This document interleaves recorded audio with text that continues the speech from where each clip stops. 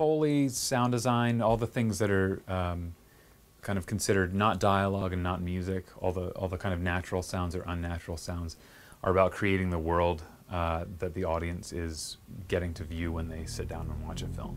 When you have to kind of stretch the limits of believability, it's that larger task of like, how do you convince an audience that these things that are obviously not real are real? And quite often it's sound that's really going to sell whether that works or not.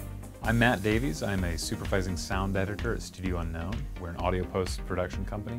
I oversee sound design, Foley art, and the overall creative soundscape of the films that we do. When you take a film like Leda, it really kind of opens you up to these opportunities to really express silence and express moments of quiet in a very imaginative way. And it's exciting as a sound designer too, because there are experimental aspects to it. So it's not just about taking, one shot after the next and treating them very naturalistically. There's experimental avenues to explore where we want to dig into the psyche of the audience and really get them to feel what the characters are feeling in a non-literal way. And so some of those sounds might be achieved through more literal sounds to make us feel a texture. Other times it might be more of that emotional space. So it's really a playground as a sound designer to look at a film like that and just imagine the endless possibilities. When we get a film in like Leda, it's really about assessing what sound needs to be in the film at any one point. And so the interesting workflow in this is that we almost have to create our own production sound.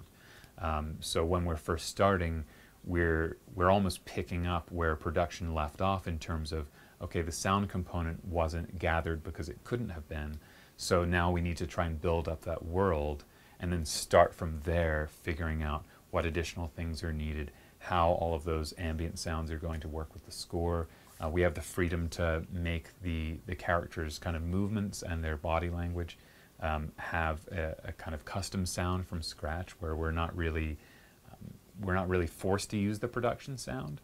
So it enables us to detail it as much or as little as we want to through use of Foley, so through use of performed sound effects, so that we can take the on-screen performance of an actor and reinterpret those through the use of Foley art.